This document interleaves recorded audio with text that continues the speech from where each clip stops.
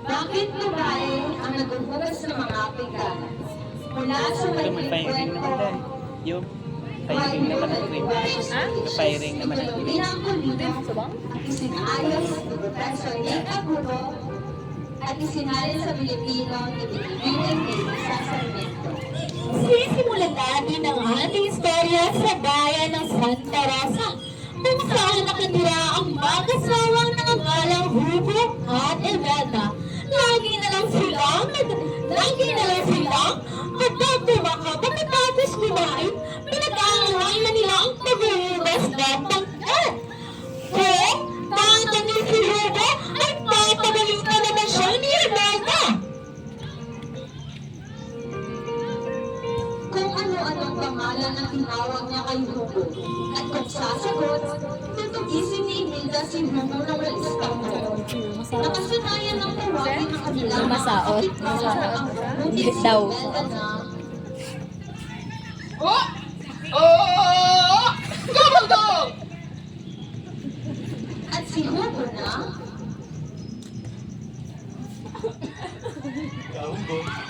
Isang araw, nang malapit na silang matapos kumain, biglang tinabog ni Kaubo ang lamesang sabay sinabi, Ay, ako na magbukas ng bigat! at sino? Ako? Aba! Magkakot na nga ang trabaho, ikaw dapat na magbukas ng bigat! Dahil sa sinabi ni Kaugo, tumayo si Kamalda. Tumayo at hinarap si Kaugo. Gamit ang kanyang malaking boses, tinanong niya ang kanyang asawa. At sino ginong Hugo ang maghuhugas ng pinggan? Naglakot si Kaubo. Naninig, nakaramdam na kaba. Nataharap siya sa dulo ng mesa. Nitignan na kanyang asawa ay hindi niya magawa. Dinalang na sa area mga salita. Ano nang gagawin mo? Pagkatapos mo, galing sa trabaho. Ikaw ay humilata na lamang.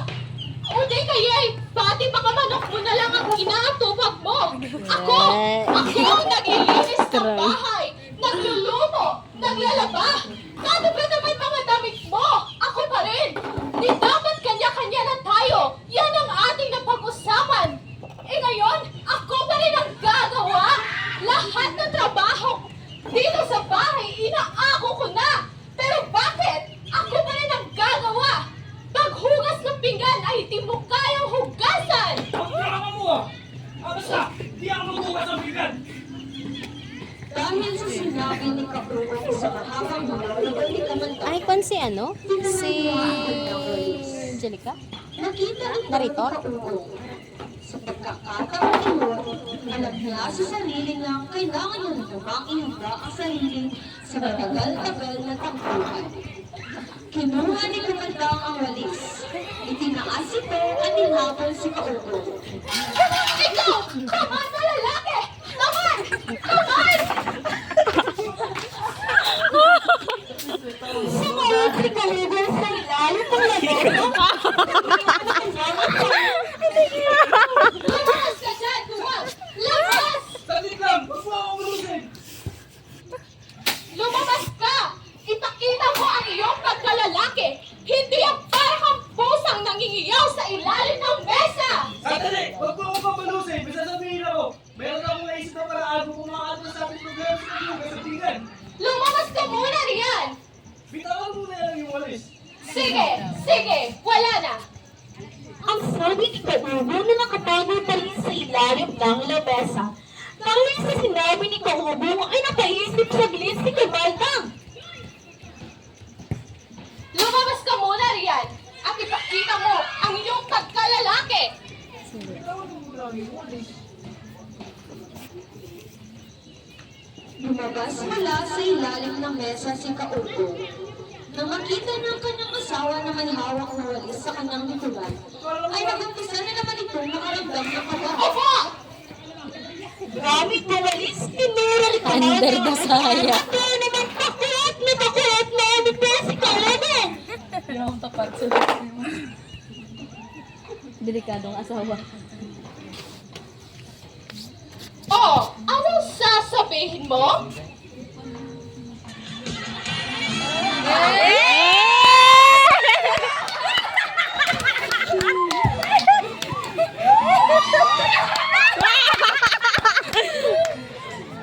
Ganun lang? Ang unang magsasalita ay siyang maghugas ng dito. Pati mga palayok?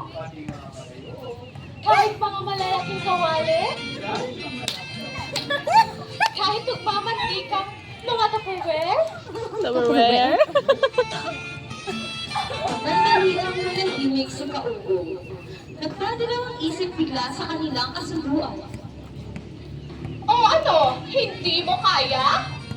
Hindi, kaya ko. Meron akong kasunduan. Sino man magsasalita pagkatapos ng sabihin ang freeze ay siya rin hugas ng plato para akin. Madali yan! Kaya ko isara ang aking bibig kahit isang linggo. Ikaw! Freeze!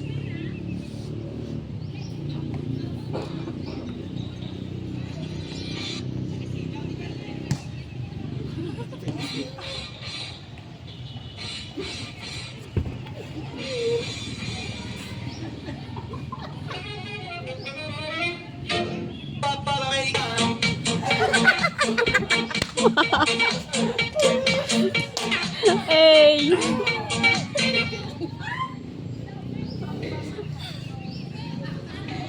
Sila Kapo at tumahimik. Natitigan sila sa harapan ng mesa may di panahugas ang mga pinggan, baso at kutsara. Ayaw nilang iwanan ang isa't isa sa takot na baka magsalita ang isa man sa kanila. Natitigan lamang sila. Di natagal, umiyak ang puso na tila naghahanap ng pagkain. Sino man kinakaugong at tumanang ay di nagbigay pansin sa kanyang iyaw. Niyaw din. Tiger pa galing. Tiger, kureng na ko. Tiger, pero kurang na.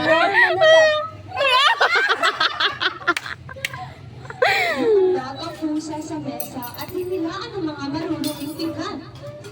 Hindi ito hinugaw ng dalawa. Marami na nagawa ang pusa.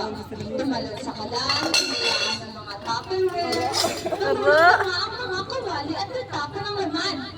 Ngunit nagpanggap si Kaugong na walang nangyari. Eh, Nanatili siyang magaligid. at pinunti si Kamandang.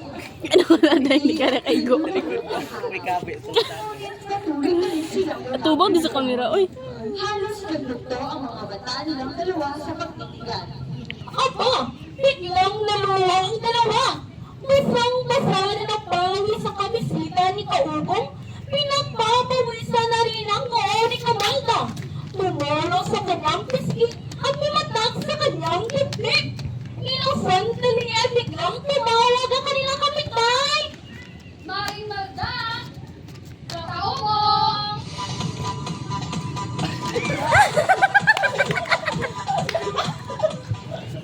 Ano to sila? Ano to? Pinapaulit kami, ha? Siguro, walang tao. Nakasapatos yung Ang guy. mga kapitbahay nang nakita nilang nakabukas lamang ang pinto ng bahay ng mag-asawa. Ayan si may matabo da, maligo. Sinamaan ang kinilig kamaldang si Kaugong dahil siya ang huling pumasok sa bahay. Tinagi naman ito ni Kaugong. Nag-away ang dalawa, ngunit walang boses na lumalabas mula sa mga bibig nila. Dati-dati, sinisarado nila ang pinto. Aha! Maglalaban na lang tayo. Lilinisin na lang natin sa pag-alis natin. Napasok ang mga kapitbahay sa loob ng bahay ng mag-asawa. Labas sa papel. Gagong. Oh! Siya'y tuluyang makapasok, nagtaka sila sa kanilang nakita. Idas mo. Sila Kaugong at kamaldang naklaro ng mga estatwa na hindi gumagalaw at nagkakabigal lamang sa harap ng mesang puno ng mga plato. Wah, baka mo nung panglapa ba? Parang puti ba? Pila ng kapitbahay ang dalawa Beauty na. At ang tingin nito sa Tapos pa ba? Kanina pinggana rin. Nandito lang pala kayo. Kanina pa kami tumatawag, hindi pa kami naririnig. Hindi mo lang ako nasalita ang dalawa. Anong nangyari sa inyo? Liyugod niya ang balikat ni Kaugong. Hinayaan naman ni Kaugong na siya ay yugugin at lalo pa itong pinulkong ang kanyang bibig. Sunod na lumapit ang mga kapitbahay kay Kamaldang. Magsalita ka, kumari. Anong nangyari? Liyugod din nila ang balikat ni Kamaldang hanggang sa tinulak sila ni Kamaldang nang walang sabi-sabi. Grabe nga pagtulak. Persado ba? Tidal view. Meow meow. Tiger yun. Sinubukan muli na kapitbahay na bibigyan ng balikat na dalawa. Ngunit isama sa kapitbahay kung ano ang nasalita.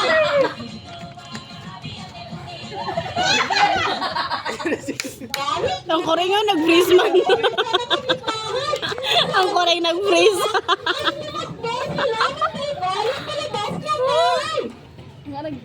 Ipinalitan nila sa bahay. Eh, wala. Ang nangyari, Umano ako. Ang gabusong. Diyos mo, usang ang gabusong. Makaan niya.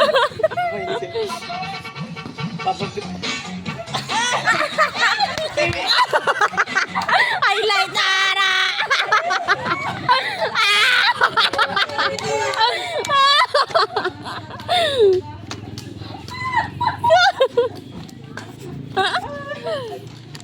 Sindiro, galing isa. Mari. Pero pagdating namin, nagpipi na sila.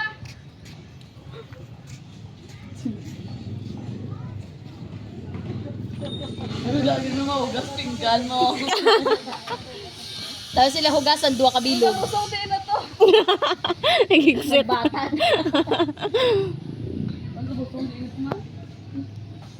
Amo na gawin makapatinig ng bubusog mga anak. Anong sabungan yan? Mamayang gabi. Abang lalaki man ang hira yung mga bayi. Sinabakal na tingin. Si Kaugong natakot. Natakot dahil nagpupusyas sa kanyang sinaplano. Ano na kapalda? Anong pinagsasabihan mo naman to si Kaugong? Ina-under mo naman siya masyado. Hindi pa kami pare.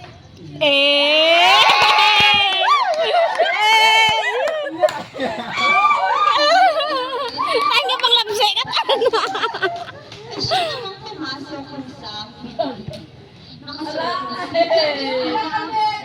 pinadalang nagaling na lumang Divisoria. Oh! What's happening?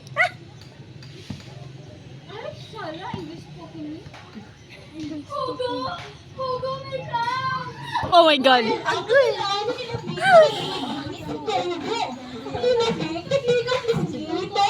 Nilakot na wikwit. Na siyang ay kinainit na lalang ng tuwa ni Kamanda.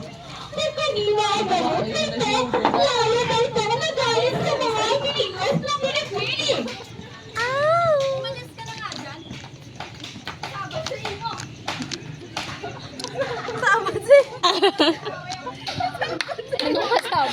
Saban. Nag-aaway. Eh, hindi pa rin sila nagsasalita.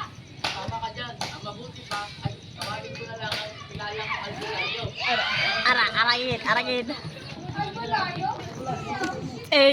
Albularyo, Inter. Pasok. Kinuha ng binibini ang kanyang cellphone sa binamahal niyang bag. Katawag na sana siya ng ospital nang biglang habutin ng kapitbahay ang cellphone ng binibini at tinapon ito kung saan. What did you throw it? Kamahal-mahal na eh. Ang iPhone ko, pulipin. Oh my God. Pinamili ng kapitbahay ang cellphone at binigay ito sa Pilipini. Oh, ayan. Saksak mo sa baga mo yung iPhone mong dual SIM. Dual. Kahit anong pagsisikap nilang iPhone niya dual. Oh my God! Ang nangyari. Binalaan ni Kamaldang si Kaugong at pagkala ay pumigil. Pati si Kaugong na pumikit si Kamaldang upang maiwasan ng mga kapitbahay kung kaya't itinikit din niya ang kanyang mga mata.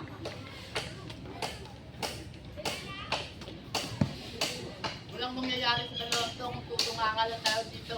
Teka lang, at tatawagin ko muna ang aming albularyo. Sweet talaga naman, babe. Walang tumasi sa sinabi ni Dash na kami.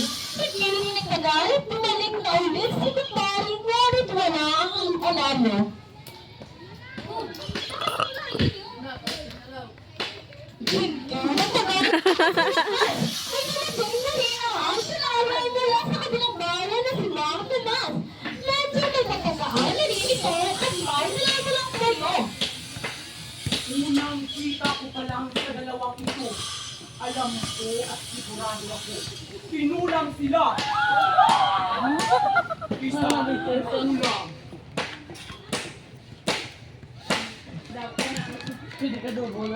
Manong, ano pa gagawin natin para bumalik sila? Minumanong mo ako? Hello, Mars? Mamaya ka na tumawag.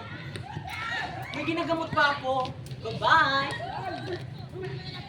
Manong? Hindi Manong ang tinatawag nila sa akin. Master. Master ang tinatawag nila. Ang parte naman itong albularyo na to, master. Ano siya? Sumahimik ka na ha? Hindi ka naman nakakatulog dito eh. Ikirida pagli. Gabusong pa. Oh no, my love, so inaaway ako nila. Sandali ang manahimik ang albularyo.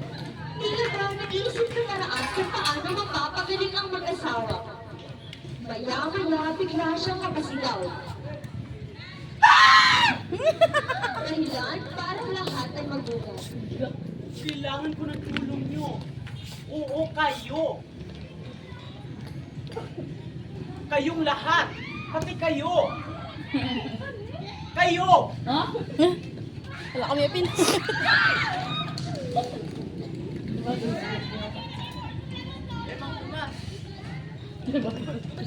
Master eh! Gagawin natin para magamot na sa dalawang to. Ganito. Ganito ang gagawin natin. Gayahin nyo lamang ako kung ano ang sinasabi ko. Sasabihin ba? nyo rin. Nagsimula ang ritual ng albularyo, pinag-hawak-hawak niya ng kamay ng lahat. Ang lahat na sasabihin ng albularyo ay pagkakaroon ng lahat. Kinta ko, mansasako. Kinta ko, Gamit pang music ba? Dong-dong ang Dagdag ang bata. pilay. May ang tampi mo, May. Nalugigid, May. Tagal-tagal na ginawa natin yun. Wala rin namang nangyari. Ano yan? Ano gagawin natin? May balik pa natin sila?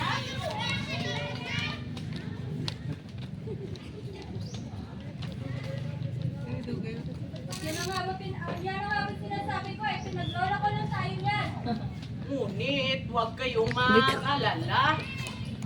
Hindi ako papadaig sa masasamang espiritu na yan. Mayroong nilabas sa albularyo mula sa mayo ng kanyang paladalang. Inalis niya ang mga platong nakalagay sa lamesa sa harap ng mag-asawa at inilapay niya lahat ng mga kagamitan. Nilabas niya isa-isa ang lahat ng laman ng kanyang mayo. Naswa ba? Iyon ang panyapon. Nabligyan nila, man. Ito ang mga kaluluwa ng mag-asawa. Sinimulan nila ang ritual. Pero ngayon, habang sinasiguro ang ritual, isinusaw niya ang kanyang hintudres sa kapot na kanyang ginawa at nilagawa ng cross ang noon ni kaulibin na tila walang naramdaman. Sunod naman si Kamanda na hinila ang hintudres ng albularyo at pinilipit. Aray!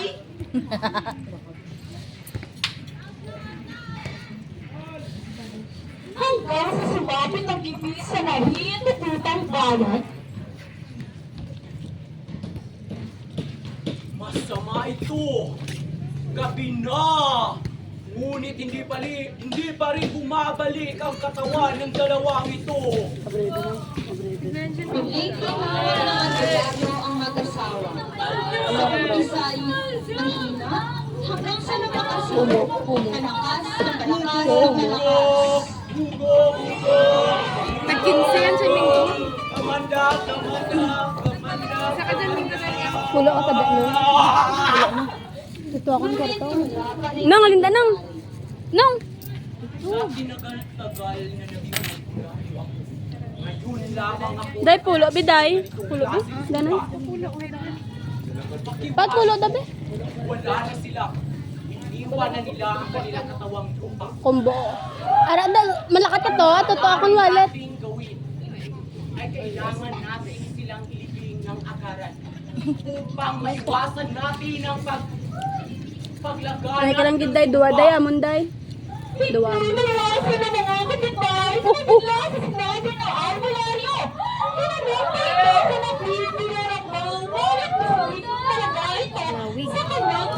Gaw, 21 minutes na nun.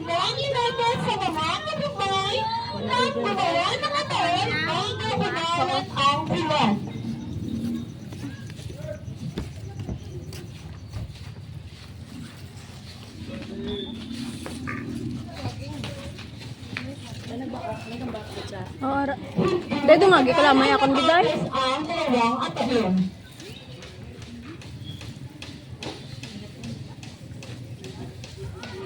Thank you. Ato saya day.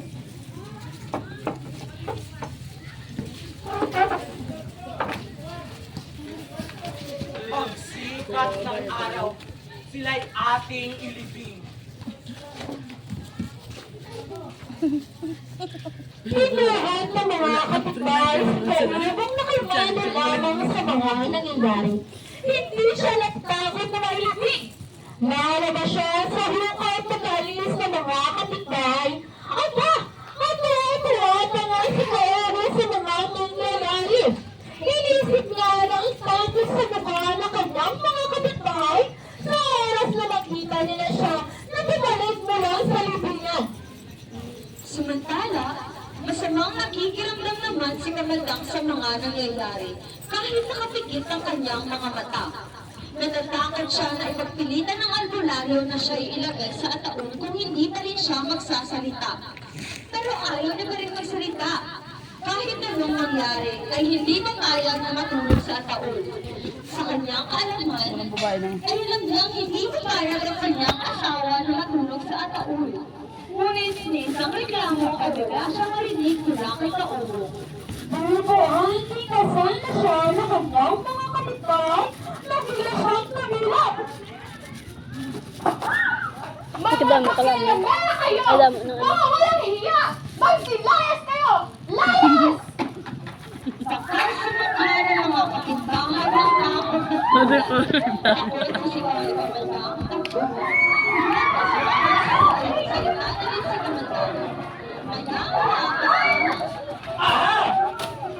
Pwede kami kasunduan! Ikaw ang una na salita! Lumas ng pinggan!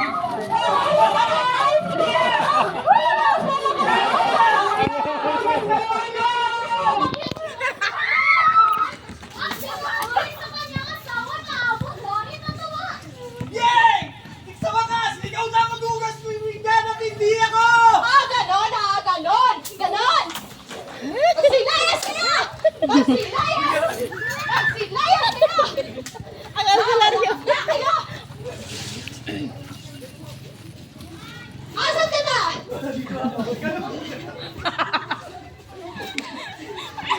Chris!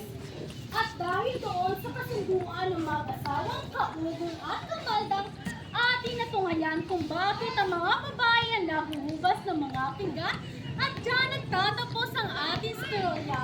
Maraming salamat.